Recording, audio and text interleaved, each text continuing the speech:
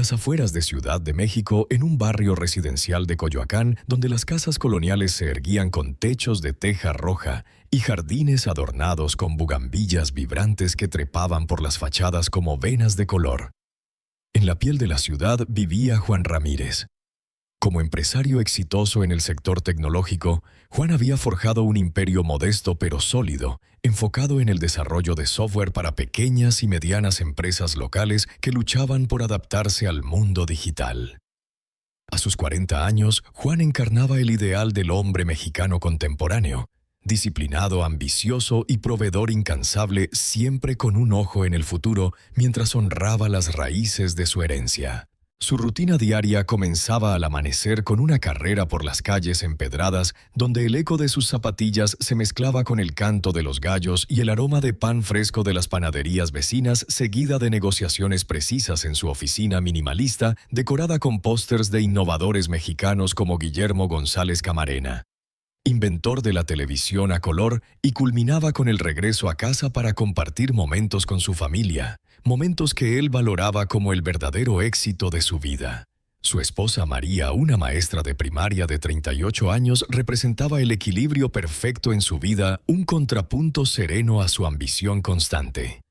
Con su cabello negro azabache recogido en un moño elegante y una sonrisa que irradiaba calidez genuina como el sol poniente sobre el Valle de México, María era el ancla emocional de la familia.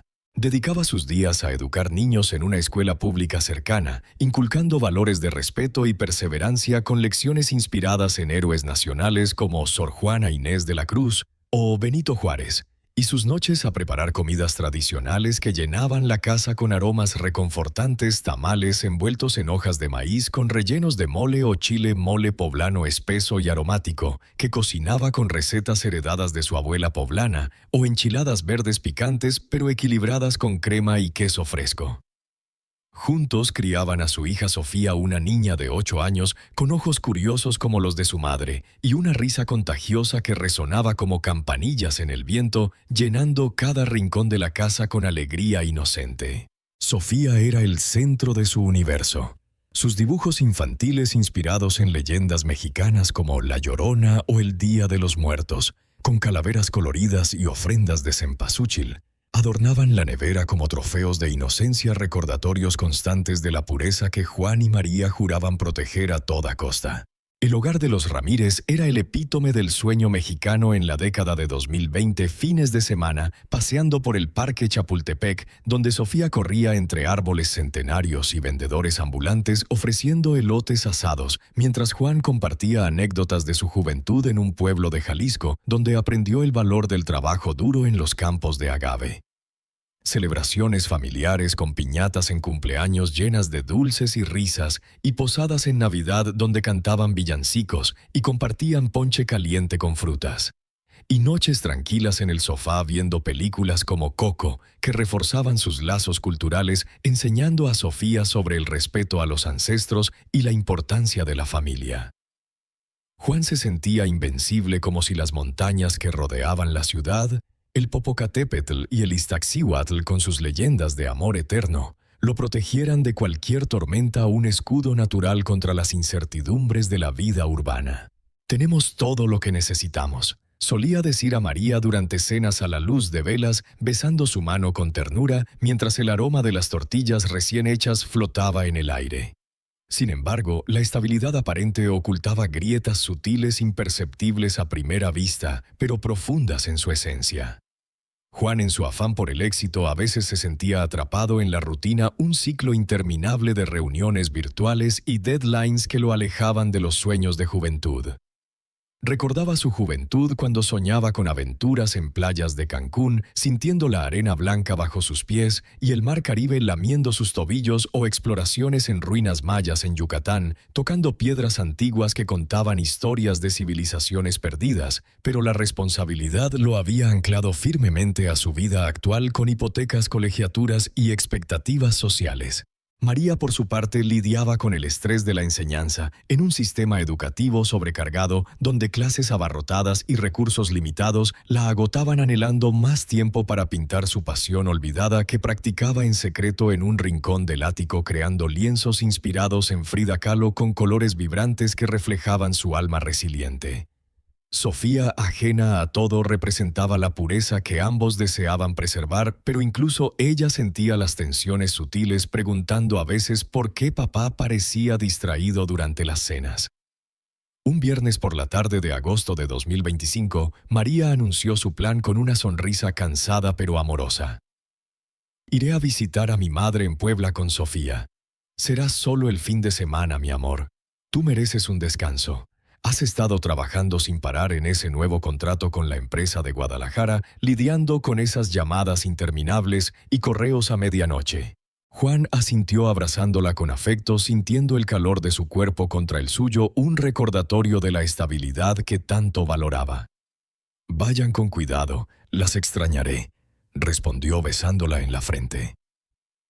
En su mente era una oportunidad para relajarse, quizás ver un partido de fútbol de la Liga MX en la televisión, animando al Club América con una cerveza fría, o revisar documentos pendientes en su estudio rodeado de libros sobre innovación tecnológica y fotos familiares. Pero el destino, caprichoso como un torbellino en el desierto de Sonora, tenía planes distintos, un giro inesperado que pondría a prueba los cimientos de su mundo perfecto. Esa noche, Juan asistió a un evento de networking en un hotel lujoso del centro histórico, un lugar opulento con techos altos y candelabros cristalinos que reflejaban la élite de la ciudad.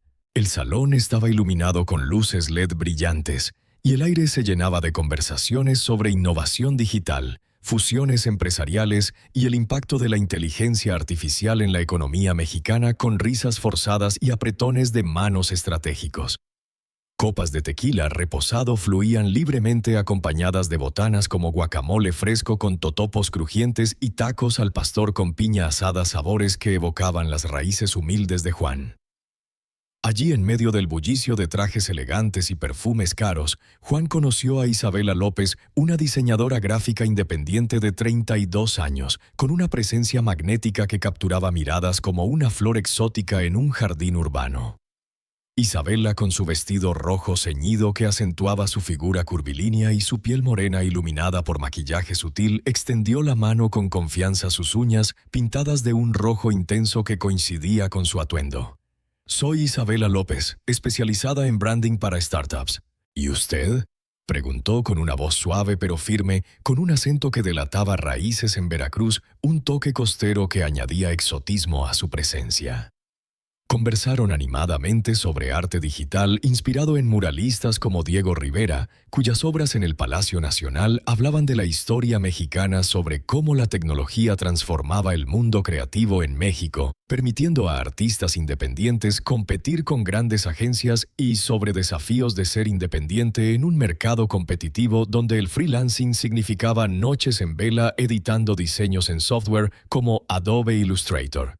Juan se sintió revitalizado, como si hubiera despertado de un letargo cómodo pero monótono, recordando sus propios inicios en la tecnología cuando codificaba en un pequeño apartamento en Jalisco, soñando con cambiar el mundo.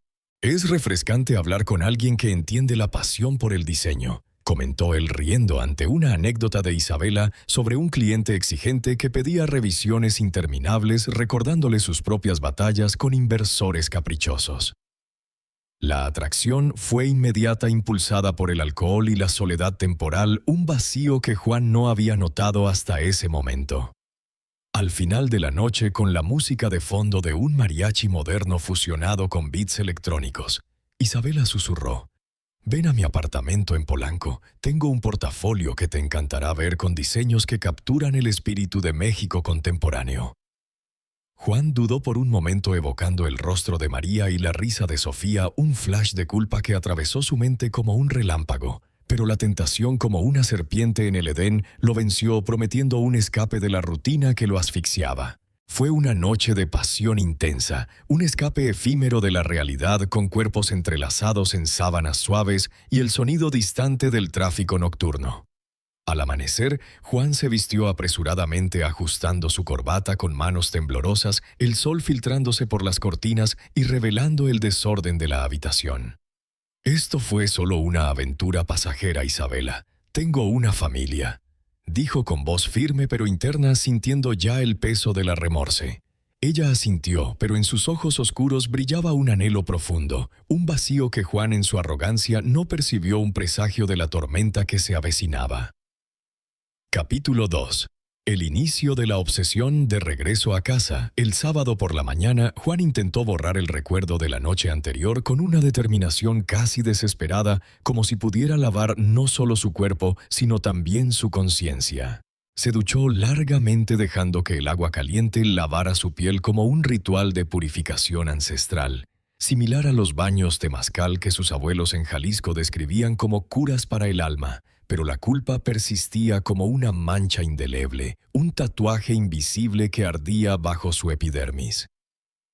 Mientras el vapor llenaba el baño, Juan se miró en el espejo empañado, borrando con la mano una franja para ver su reflejo, ojos cansados, arrugas prematuras en la frente, un hombre que se había permitido un desliz en un momento de debilidad, jurándose que nunca más. Cuando María y Sofía volvieron el domingo al atardecer cargadas con bolsas de dulces poblanos, como los tradicionales muéganos y camotes que la abuela preparaba con amor, y relatos entusiastas de la visita a la abuela, todo pareció regresar a la normalidad, un velo de rutina que cubría el caos interno. «Te extrañé tanto, papi», dijo Sofía abrazándolo con sus bracitos delgados, su voz infantil como un bálsamo temporal. Juan sonrió. Pero por dentro sentía un pinchazo agudo como una espina clavada en el corazón, un dolor que se intensificaba con cada mirada inocente de su hija. Pensó que era el fin, un error aislado, un desliz que no se repetiría, un secreto enterrado en las profundidades de su mente como las ruinas olvidadas bajo la Ciudad de México. Pero el lunes, mientras revisaba correos en su oficina con vistas al Zócalo, esa plaza histórica donde la bandera mexicana ondeaba con orgullo, recordándole la grandeza de su nación, su teléfono vibró con un mensaje de Isabela Sila. «Anoche fue inolvidable. ¿Cuándo nos vemos de nuevo?», un texto que lo golpeó como un trueno inesperado. Juan respondió cortésmente pero con frialdad. «Fue lindo, pero estoy casado y feliz. Mejor dejarlo así», tecleando con dedos temblorosos, sintiendo un nudo en el estómago. Ella insistió, llamadas perdidas que acumulaban en su registro mensajes con emojis de corazones y promesas de discreción absoluta, cada notificación un recordatorio punzante de su transgresión. Juan bloqueó su número creyendo que resolvería el problema de una vez por todas, un clic que parecía tan simple como apagar una luz en la oscuridad. Días después, Isabela apareció en la entrada de su oficina, vestida elegantemente con un traje sastre negro que acentuaba su silueta y una carpeta en la mano que parecía un pretexto elaborado. «Necesito hablar contigo sobre un proyecto colaborativo», mintió a la secretaria con una sonrisa convincente, su voz modulada para sonar profesional. Juan, sorprendido al verla allí en el lobby moderno con vistas a la bulliciosa avenida Reforma, la llevó a una sala de reuniones vacía, cerrando la puerta con un clic que resonó como una sentencia. «Isabela, esto tiene que parar», dijo firme, su voz baja para evitar oídos indiscretos. Ella lo miró con lágrimas asomando en sus ojos oscuros, su maquillaje impecable, ahora amenazado por la emoción. «No puedo olvidarte, Juan. Para mí fue más que una noche. Sentí una conexión real, como si el destino nos hubiera unido en esta ciudad caótica entre el tráfico eterno y los mercados vibrantes». Juan sintió un escalofrío recordando la pasión de esa noche, pero también el peso de su anillo de matrimonio en el dedo. La obsesión escaló rápidamente como una enredadera que se apodera de un muro antiguo. Isabela comenzó a seguirlo, esperándolo en el estacionamiento subterráneo de la oficina, donde el eco de sus tacones resonaba ominosamente, o enviando correos electrónicos a su cuenta profesional con adjuntos de arte conceptual que aludían sutilmente a su encuentro, diseños con motivos de corazones rotos y siluetas entrelazadas. Juan se sentía atrapado, su mundo estable ahora tambaleante bajo el peso de la paranoia, revisando constantemente su teléfono y mirando por encima del hombro en las calles atestadas de vendedores ambulantes y turistas. Por las noches mentía a María sobre llamadas de trabajo tardías, inventando excusas sobre clientes exigentes en Guadalajara, mientras borraba mensajes incriminatorios con manos sudorosas. En un flashback que lo asaltaba durante el tráfico infernal de la Ciudad de México, ese caos de claxones, autobuses abarrotados y vendedores de chicles en los semáforos, Juan recordaba a su padre, un comerciante de Jalisco que había abandonado a la familia por una aventura similar, dejando a su madre sola en una casa modesta, con techos de lámina, luchando por criar a los hijos con trabajos eventuales en el mercado local. No seré como él, se juraba en silencio. Pero el paralelismo lo aterrorizaba, evocando recuerdos vívidos de noches en que oía llantos de su madre y promesas rotas, un ciclo de traición que parecía hereditario. Una tarde lluviosa, con el cielo gris descargando torrentes sobre las avenidas inundadas, el teléfono sonó en casa, un timbre persistente que cortaba el silencio. María contestó. «Hola, ¿buscas a Juan? Soy su esposa». Su voz cálida pero curiosa. Del otro lado, Isabela colgó abruptamente, dejando un silencio pesado que se extendió como niebla. Juan inventó una excusa sobre un cliente equivocado, pero María frunció el ceño, sensing algo anómalo en su expresión evasiva. «Últimamente estás distante, mi amor.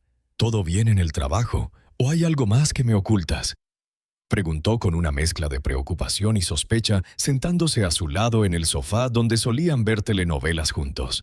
Él asintió besándola en la frente para disipar dudas, pero la semilla de la duda se plantó en el fértil suelo de su matrimonio, un terreno que antes era sólido como la piedra volcánica del Pedregal. Entonces vino la revelación que lo cambió todo, un golpe que sacudió sus cimientos. Isabela lo confrontó en un café bohemio cerca de su oficina, un lugar con murales inspirados en la Revolución Mexicana. Figuras de Zapata y Villa que simbolizaban lucha y traición, donde el aroma de café chiapaneco se mezclaba con el humo de cigarrillos. «Estoy embarazada», dijo ella con voz temblorosa, mostrando una prueba positiva comprada en una farmacia local, el plástico blanco contrastando con sus manos manicureadas. Juan palideció, su café enfriándose en la taza de cerámica artesanal, el mundo girando a su alrededor como en un terremoto. «¿Es mío?», preguntó incrédulo, su voz un susurro apenas audible sobre el bullicio de los clientes. «Sí, y quiero que asumas responsabilidad. No soy una aventura descartable, Juan. Esto es real como el hijo que llevo dentro», respondió ella, tocándose el vientre con una mano protectora. Juan, aterrorizado por las implicaciones. Un hijo fuera del matrimonio, el escándalo en su círculo social conservador, donde la familia era sagrada como en las tradiciones católicas de su upbringing, prometió ayudar financieramente con transferencias en pesos mexicanos de sus ahorros personales, quizás a través de una cuenta anónima para evitar rastros. «Pero no destruiré mi familia por esto», afirmó con determinación temblorosa, levantándose para irse, pero Isabela lo tomó del brazo. «Piénsalo, Juan, podríamos ser una familia, tú, yo y este bebé, lejos de la hipocresía de tu vida perfecta». Él se zafó, saliendo al lluvia que ahora parecía lágrimas del cielo, su mente un torbellino de miedo y remorse, preguntándose cómo un momento de debilidad había desatado esta cadena de eventos inexorable. Capítulo 3. La escalada del conflicto. Juan intentó mantener el secreto con una meticulosidad casi obsesiva, transfiriendo discretamente fondos a Isabela a través de una app bancaria segura, justificándolo en su mente como gastos de negocio, para evitar cualquier rastro en las cuentas familiares, pero cada transacción era un recordatorio punzante de su error, como una deuda que se acumulaba en su alma. Pero ella quería más, no solo el dinero, sino su atención constante, su amor exclusivo, como si el encuentro fugaz hubiera encendido en ella un fuego inextinguible que amenazaba con consumir todo a su paso. Las llamadas se volvieron nocturnas, interrumpiendo el sueño de Juan con súplicas desesperadas que resonaban en la oscuridad de la habitación, donde el reloj marcaba las horas con un tic-tac implacable. «Ven a verme o no sé qué haré», amenazaba ella con voz entrecortada, un tono que mezclaba vulnerabilidad y manipulación, haciendo que Juan se sintiera culpable y atrapado al mismo tiempo. Una noche bajo una luna llena que iluminaba las calles de la ciudad como un faro acusador. Isabela se cortó las muñecas superficialmente en un acto impulsivo y lo llamó llorando histéricamente, su voz un torrente de sollozos que lo sacó de la cama a medianoche. Juan corrió a su apartamento en Polanco navegando por avenidas vacías donde solo se oía el eco de sus neumáticos sobre el asfalto mojado por una lluvia reciente. Y al llegar vendó sus heridas con un kit de primeros auxilios improvisado que encontró en el baño, sus manos temblando mientras aplicaba gasas y cinta adhesiva. «No puedo vivir sin ti, Juan. Eres mi todo, el único que me entiende en esta ciudad fría y solitaria», sollozaba ella aferrándose a su camisa con dedos ensangrentados. Su apartamento desordenado con lienzos a medio terminar y botellas de vino vacías que hablaban de su aislamiento. Él la calmó con palabras suaves, susurrando promesas vagas de que todo estaría bien. Pero al volver a casa al amanecer con el sol naciente tiñendo el cielo de rosados y naranjas como en un mural de Siqueiros, María lo interrogó con ojos somnolientos pero suspicaces. «¿Otra vez trabajo urgente? Hueles a perfume ajeno, un aroma dulzón que no reconozco». Juan mintió nuevamente inventando una historia sobre una reunión de emergencia con un cliente en un bar del centro, pero la culpa lo consumía como un fuego lento, un ardor que se extendía desde su pecho hasta su mente, impidiéndole conciliar el sueño. Comenzó a sufrir insomnio crónico yaciendo despierto junto a María en la cama matrimonial, escuchando su respiración rítmica mientras su mente daba vueltas pensando en cómo este secreto estaba corroyendo su matrimonio, similar a cómo el ácido de limón mexicano disuelve la carne en ceviche. Un plato familiar que ahora se volvía amargo en su memoria, recordándole las cenas donde María lo preparaba con mariscos frescos del mercado de la Viga, un ritual de amor ahora contaminado. En su mente revivía la noche de infidelidad una y otra vez, el error de un hombre arrogante que pensó controlar una máxima aventura temporal, un momento de egoísmo que ahora se ramificaba como las raíces de un ahuehuete en el suelo fértil de su vida. María, intuyendo la tormenta que se avecinaba como un monzón en la temporada de lluvias, se volvía distante. Las conversaciones se reducían a lo esencial como planes para la escuela de Sofía o listas de compras para el supermercado, evitando temas profundos que antes compartían con facilidad. La niña perceptiva, más allá de sus años, preguntaba con inocencia durante el desayuno: «Papi, ¿por qué pareces triste? ¿Es por el trabajo o porque no jugamos como antes?». Juan la abrazaba con fuerza, prometiendo un viaje a las playas de Acapulco para compensar, describiendo con entusiasmo las olas del Pacífico y las palmeras ondeantes. Pero esa promesa era solo una capa superficial que ocultaba el caos interno, un vendaje temporal sobre una herida abierta. Comenzó a evitar las celebraciones familiares, como una posada temprana que María organizó para conmemorar la tradición navideña anticipada, donde todos cantaban villancicos alrededor de una estrella de Belén hecha a mano y rompían piñatas llenas de frutas y dulces. Pero Juan solo se sentaba en silencio en una esquina con la mente vagando hacia los mensajes de Isabela Gila que vibraban en su bolsillo. Cada notificación, un latigazo de ansiedad. El punto de quiebre llegó con un símbolo macabro de su locura, un acto que transformó lo cotidiano en horror. Isabela irrumpió en el hogar de los Ramírez mientras Juan estaba solo trabajando en su estudio rodeado de pantallas y papeles con códigos informáticos. En la cocina encontró el pollo que María había dejado descongelando para la cena familiar, un ingrediente simple para un caldo reconfortante con verduras del mercado. Lo cocinó lentamente en una olla hirviente agregando especias picantes, chiles serranos y comino, hasta que el olor impregnaba la casa como un perfume siniestro, un mensaje de destrucción visceral que evocaba tradiciones culinarias mexicanas pervertidas en venganza, recordando las fiestas donde el pollo era el centro de banquetes comunales. Cuando Juan llegó atraído por el aroma inusual, encontró la escena: el pollo deshecho en el caldo turbio burbujeando como un caldero de bruja y una nota garabateada en un papel arrugado. «Si no eres mío, destruiré lo tuyo como este símbolo de tu hogar cocinado hasta la muerte». El pollo, emblema de comidas unificadoras que unían a la familia alrededor de la mesa con tortillas calientes y risas, ahora representaba la amenaza inminente a su paz, un sacrilegio contra las costumbres que María atesoraba. Juan se quedó paralizado con manos temblorosas mientras limpiaba el desastre, pensando en cómo esta acción no era solo una amenaza, sino una invasión a la identidad cultural de su familia. Las comidas que María siempre preparaba con amor, incorporando recetas de su linaje poblano, ahora profanadas en un acto de locura. María, al volver con Sofía de una clase de ballet, donde la niña practicaba pasos inspirados en danzas folclóricas mexicanas, olió el desastre desde la puerta. «¿Qué pasó aquí? Parece que intentaste cocinar y fallaste estrepitosamente, dejando la cocina como después de una fiesta descontrolada», exclamó con sorpresa. Juan, temblando visiblemente, confesó parcialmente. «Una loca del trabajo irrumpió. Debo manejar esto antes de que empeore». Pero la tensión creció exponencialmente como una bola de nieve rodando por las laderas del Popocatépetl.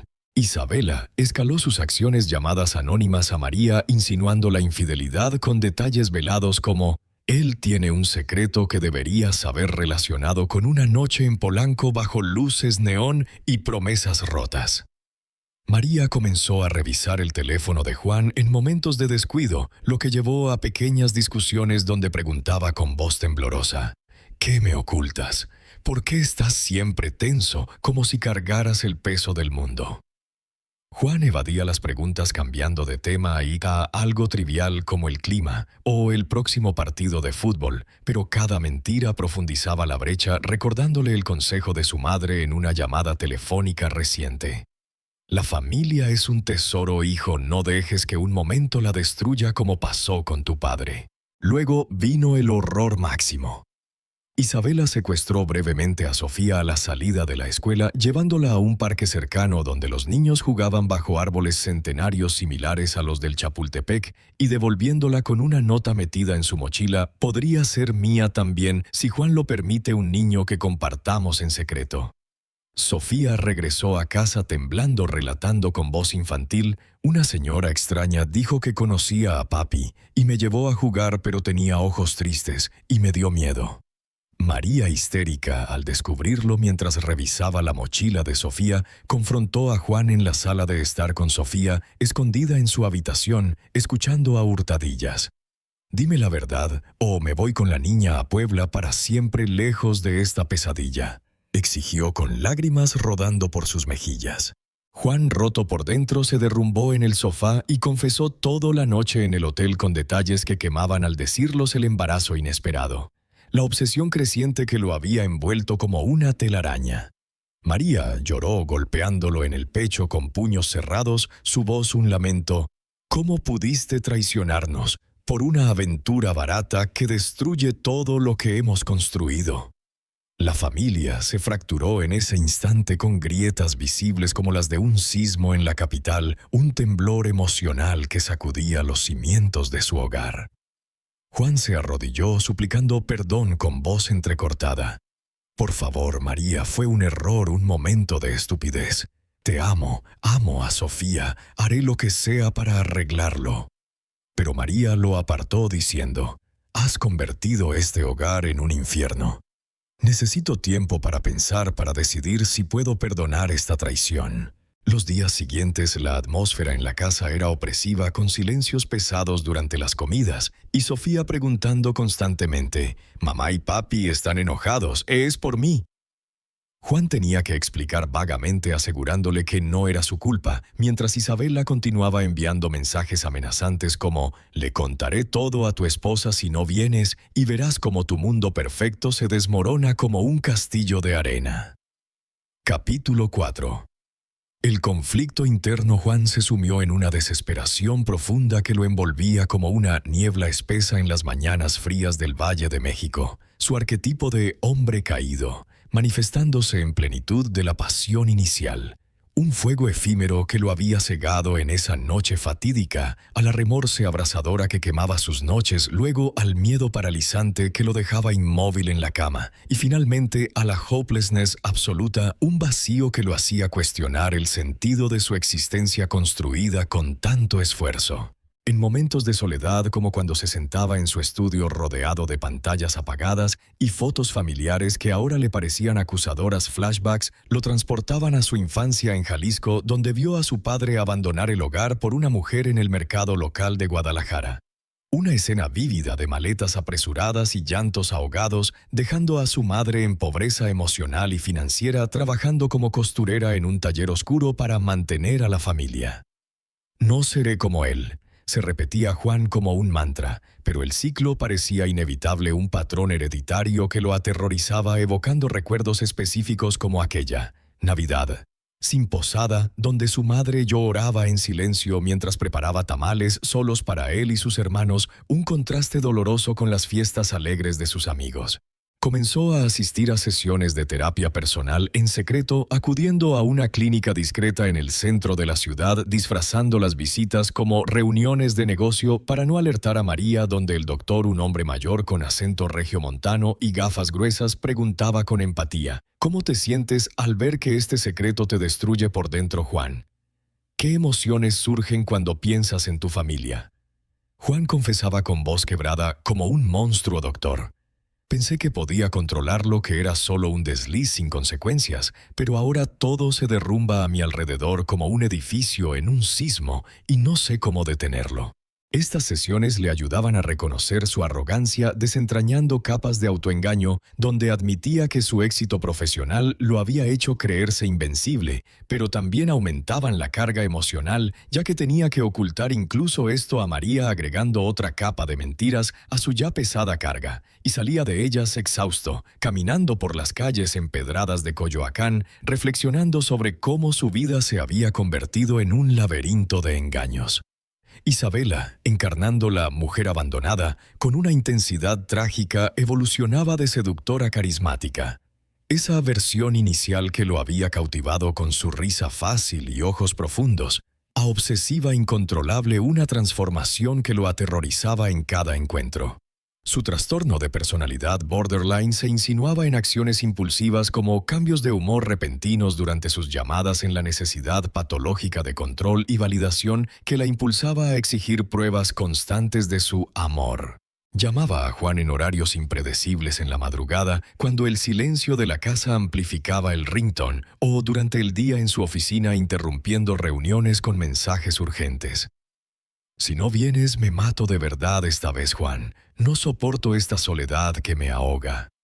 Él acudía atrapado en su telaraña emocional, tejida con hilos de culpa y compasión, pero cada visita profundizaba su abismo, dejándolo exhausto y con un sabor amargo en la boca. Isabela comenzaba a relatar su pasado en esos encuentros, sentada en su sofá desordenado con vistas a la bulliciosa Paseo de la Reforma. Crecí en Veracruz, en un pueblo costero donde el mar era mi único amigo. Mi padre dejó a mi madre por otra mujer cuando yo tenía 10 años, llevándose todo, dejándonos en una casa humilde con techos de palma que goteaban en las lluvias. Y ahora tú me haces lo mismo, repitiendo la historia que me marcó para siempre. Esto lo hacía sentir más culpable, reconociendo que ella no era solo una loca, sino una víctima de su propio dolor acumulado con cicatrices emocionales que se manifestaban en su obsesión, pero no podía ayudarla sin destruir su familia. Un dilema que lo torturaba en las noches, preguntándose si su aventura había desencadenado un ciclo de sufrimiento inevitable. María, la esposa leal pero fuerte, transitaba de víctima pasiva. Esa fase inicial donde el shock la dejaba en silencio procesando la traición, a guerrera resuelta, un cambio que se evidenciaba en su postura erguida y mirada determinada. Por Sofía intentaré perdonarte, pero necesitas cambiar de raíz, Juan. No más mentiras, no más excusas, declaró en una sesión de terapia familiar que iniciaron en una clínica discreta en las afueras, un espacio neutral con paredes pintadas de azul calmante y plantas que evocaban serenidad. Las noches se llenaban de silencio tenso, interrumpido por lluvias torrenciales que golpeaban las ventanas como dedos acusadores. El motivo del agua simbolizando purificación y caos, como un bautismo forzado en la adversidad, recordándole a Juan las leyendas de ríos sagrados en la mitología azteca que limpiaban pero también destruían. María empezó a compartir con su hermana en Puebla a través de videollamadas nocturnas donde la conexión a veces fallaba por la señal inestable. Hermana, él me traicionó con una mujer que ahora lo acosa, pero no quiero que Sofía crezca sin padre, dividida entre hogares como nosotras lo estuvimos después de lo de papá. ¿Qué hago para sanar esto? Su hermana, una mujer práctica con voz firme forjada en las tradiciones poblanas, aconsejaba: sé fuerte como las mujeres mexicanas siempre lo somos desde las soldaderas de la revolución hasta nosotras. Perdonar no es debilidad, es fuerza, pero exige que él demuestre cambio real, no solo palabras. Esto ayudaba a María a reconstruirse gradualmente, incorporando rutinas como caminatas matutinas en el parque cercano donde reflexionaba sobre su vida. Pero también llevaba a discusiones intensas con Juan, donde decía con voz temblorosa pero resuelta: ¿crees que puedo olvidar fácilmente cada día que te miro? Veo la traición en tus ojos, en tus silencios. ¿Cómo reconstruimos esto si no confío en ti? La casa suburbana, antes paraíso de risas y tradiciones con aromas de café de olla y sonidos de mariachi en la radio, ahora se convertía en un campo de batalla, puertas cerradas con llave para conversaciones privadas. Conversaciones susurradas para no alarmar a Sofía, que jugaba en su habitación con muñecas vestidas como en las fiestas de quinceañera, y un subplot emergente con el hermano de Juan Carlos, quien visitaba desde Guadalajara en un vuelo apresurado trayendo consigo el aroma de tequila de su región y una maleta llena de consejos no solicitados. Hermano, la infidelidad es un veneno lento. Mírame, perdí todo por algo similar hace años. Mi matrimonio se desmoronó como una casa de adobe en la lluvia, dejando a mis hijos confundidos. Aconsejaba Carlos durante una cena tensa donde comían tacos preparados por María con manos mecánicas. Carlos se quedó unos días ayudando a Juan a reparar la casa. Un símbolo de reparar la relación, pintando paredes agrietadas y arreglando el jardín con plantas de cempasúchil para el próximo Día de los Muertos. Pero también presenciaba la tensión, diciendo en privado: Juan confiesa todo y suplica perdón de corazón, como en las leyendas mexicanas, donde el héroe debe enfrentar al demonio interior o perderás lo que más amas. Juan escuchaba asintiendo con cabeza baja, pero el miedo a perderlo todo lo hacía vacilar, llevando a noches largas reflexionando sobre el futuro en el balcón, mirando las luces de la ciudad. Si María se va, ¿cómo viviré sin su calidez, sin las risas de Sofía? ¿Qué pensará mi hija? Hija de su padre, un hombre que destruyó su hogar por un error. Juan decidió confrontar la raíz del mal que lo carcomía desde dentro, incapaz de soportar más el peso asfixiante de la culpa y el miedo que lo habían convertido en una sombra de sí mismo, un hombre que antes se sentía invencible, pero ahora era prisionero de sus propios errores. Con coraje acumulado de días desesperados, donde cada hora se extendía como una eternidad de tormento, condujo hasta el apartamento de Isabella en una noche tormentosa que parecía un presagio divino, con lluvia cayendo a cántaros sobre el parabrisas como lágrimas del cielo, borrando las luces de la ciudad en un velo acuoso que simbolizaba el caos interno de su alma revuelta. El viento aullaba entre los edificios altos de Polanco, sacudiendo los árboles como almas en pena, y Juan aferraba el volante con manos sudorosas, repasando en su mente las palabras que diría, un discurso ensayado 1000 veces en el espejo de su baño, pero que ahora se evaporaba en el pánico creciente. Aparcó bruscamente en la calle desierta, el motor apagándose con un suspiro, y subió las escaleras del edificio moderno con pasos pesados.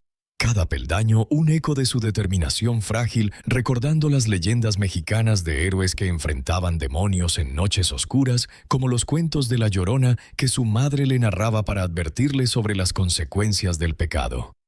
Golpeó la puerta con fuerza, el corazón latiéndole con furia en el pecho como un tambor de guerra, un ritmo que reverberaba en sus oídos sobre el rugido de la tormenta.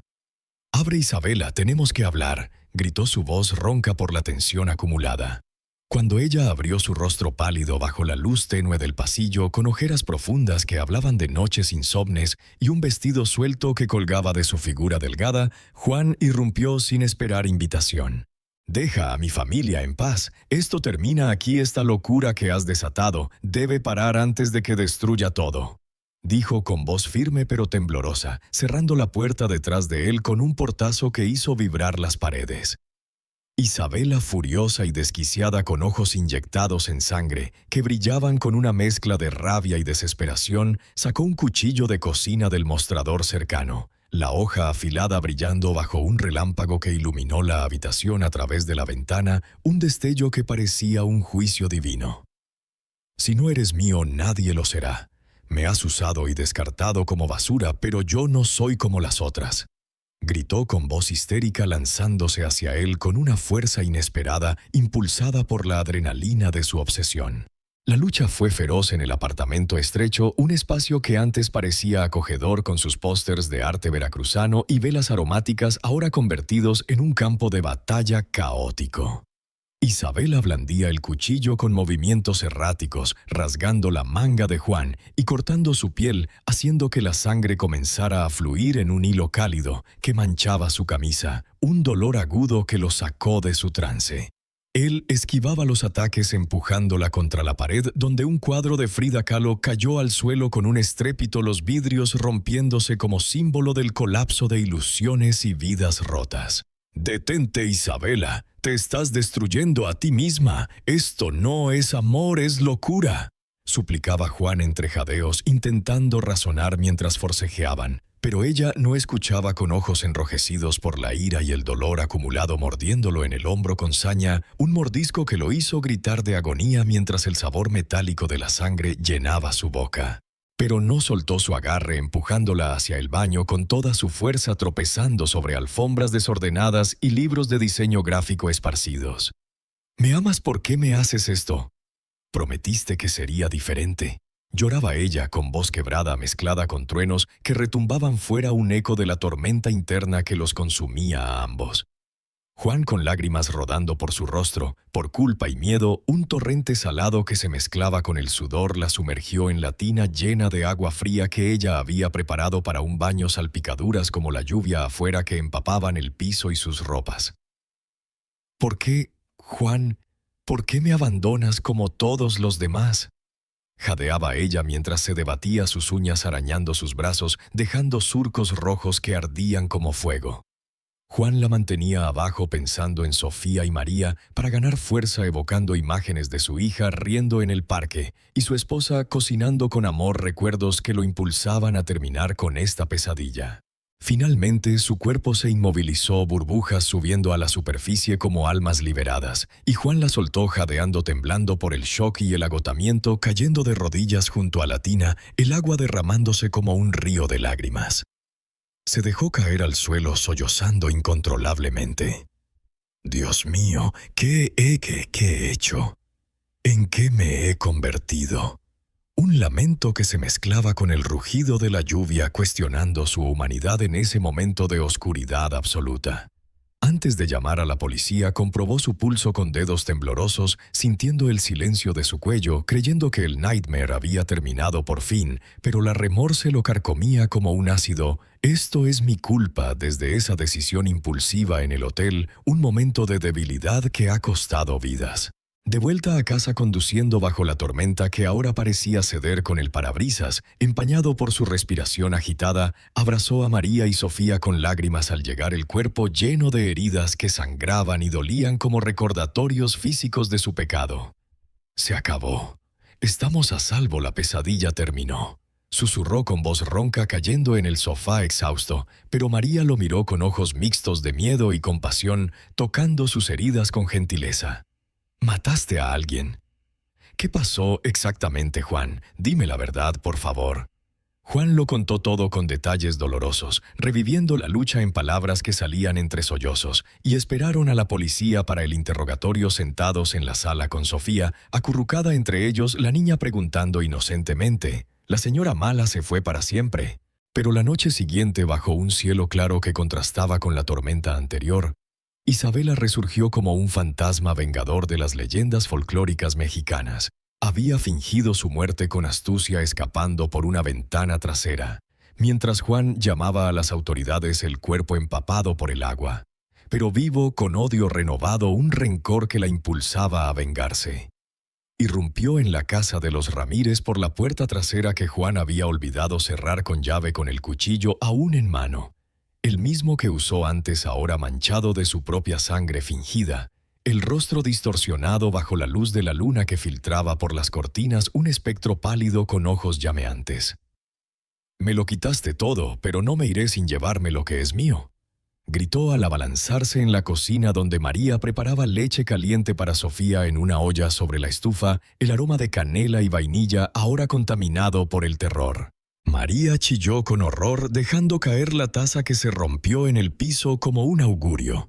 Y Sofía salió corriendo de su habitación, atraída por el ruido, presenciando el caos con ojos abiertos de par en par, un trauma que marcaría su inocencia.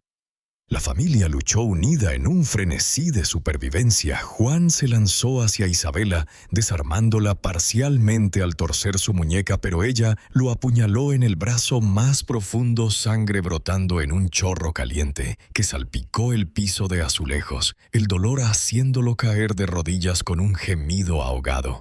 Un fuego que se extendía por su cuerpo. Ella, «Corre, María, lleva a Sofía y salgan de aquí», gritó con voz entrecortada, pero María no huyó.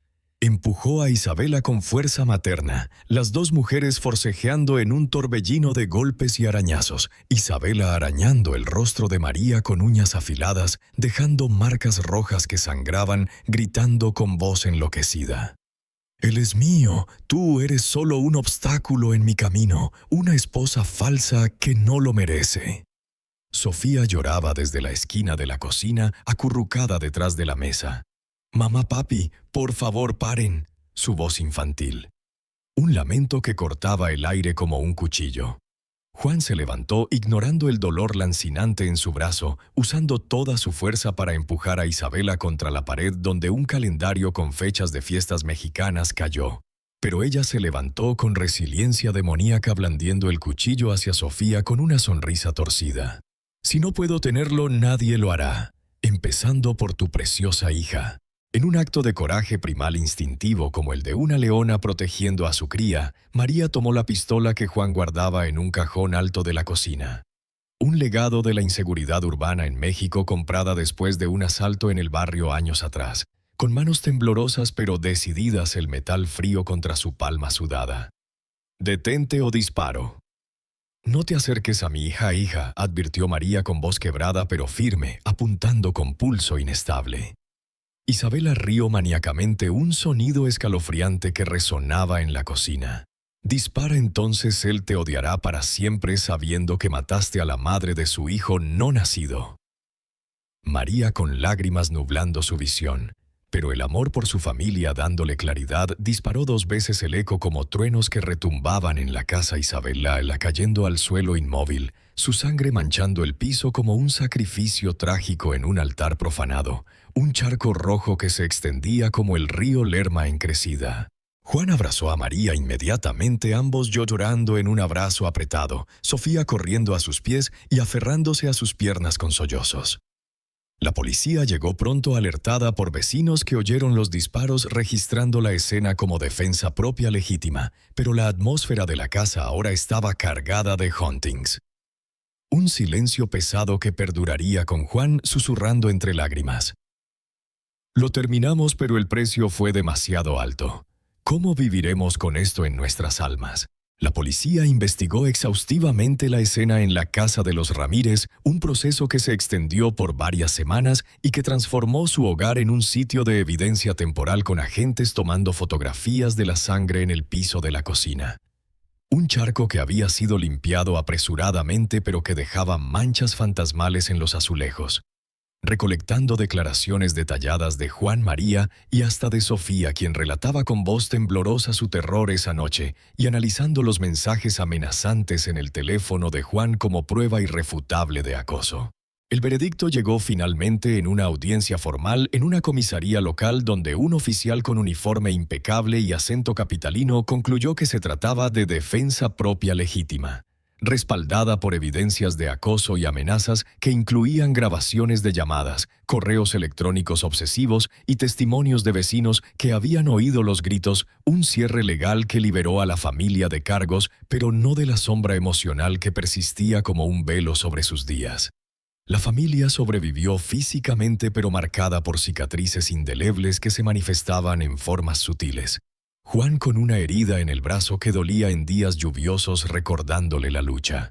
María con arañazos en el rostro que sanaban, pero dejaban líneas finas como recordatorios de su coraje. Y Sofía con pesadillas recurrentes donde una señora mala la perseguía en parques sombríos, un trauma que requería cuentos tranquilizadores antes de dormir. Juan y María reconstruyeron su vínculo a través de terapia intensiva en una clínica especializada en traumas familiares. Sesiones semanales donde un terapeuta con experiencia en casos de infidelidad y violencia guiaba sus conversaciones desentrañando capas de resentimiento y culpa. Juan admitiendo su arrogancia inicial y María expresando su dolor por la traición, llorando juntos en un espacio seguro adornado con plantas y arte motivacional inspirado en la resiliencia mexicana. Complementaron esto con viajes a las playas de Veracruz, donde el sol del Golfo besaba sus pieles y las olas del mar. Caribe lavaban sus preocupaciones, un renacer simbólico en las aguas turquesas que evocaban bautismos ancestrales, paseando por arenas blancas donde Sofía construía castillos efímeros riendo por primera vez en meses, mientras Juan y María caminaban de la mano discutiendo planes futuros como renovar votos en una ceremonia íntima bajo palmeras. También incorporaron celebraciones como el Día de los Muertos erigiendo un altar en su sala con fotos de Isabela. No por rencor, sino por compasión reconociendo su dolor no atendido. Junto a ofrendas de cempasúchil naranja, pan de muerto, horneado por María con recetas familiares y velas que iluminaban la noche honrando a los perdidos y reflexionando sobre la fragilidad de la vida en una tradición que unía el pasado con el presente, permitiendo a la familia liberar espíritus inquietos y encontrar paz en el ciclo de la muerte y el renacimiento. Sofía creció con una madurez prematura observable en su forma de consolar a sus padres durante momentos de silencio, dibujando ahora escenas de familia unida con colores vibrantes inspirados en los mercados de Oaxaca, pero rodeada de amor renovado que se manifestaba en rutinas nuevas noches, de cuentos donde Juan inventaba historias de héroes que superaban errores y tardes de cocina con María preparando mole para fortalecer lazos. Juan aprendió la lección dura en profundos momentos de introspección como caminatas solitarias por el bosque de Chapultepec, donde el viento susurraba advertencias, una debilidad momentánea. Destruye vidas enteras, un eco de su padre que ahora entendía como una advertencia ignorada, impulsándolo a volverse un defensor de la salud mental en su comunidad, donando a organizaciones que ayudaban a mujeres como Isabela.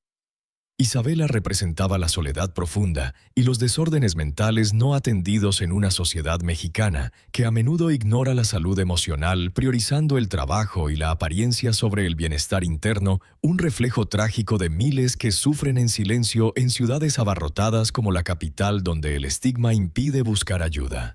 María encarnaba el perdón y la fuerza inquebrantable del lazo familiar. Una resiliencia forjada en tradiciones de mujeres mexicanas que han soportado revoluciones y terremotos, convirtiéndose en el pilar que sostenía la reconstrucción, organizando reuniones familiares con parientes de Puebla para reforzar la red de apoyo. El hogar se restauró gradualmente con grietas reparadas pero visibles. Paredes repintadas que ocultaban marcas de la lucha, pero que Juan tocaba a veces como recordatorios táctiles. Un recordatorio eterno de que la lealtad es el tesoro más valioso en el tapiz de la existencia, un tejido intrincado de amor, error y redención que definía su nueva realidad. De esta narrativa extraemos la lección de que una decisión impulsiva puede desencadenar consecuencias impredecibles como una chispa en un polvorín que arrasa todo, subrayando la relevancia de la fidelidad y el perdón en el seno familiar, valores arraigados en la cultura mexicana donde la familia es el núcleo inquebrantable. El mensaje central. Valora tu hogar, pues la obsesión y el engaño pueden arrasar todo como un huracán en el Golfo, pero el poder del amor familiar puede redimirlo y fortalecerlo, emergiendo más resiliente como el fénix de las leyendas aztecas que renace de las cenizas.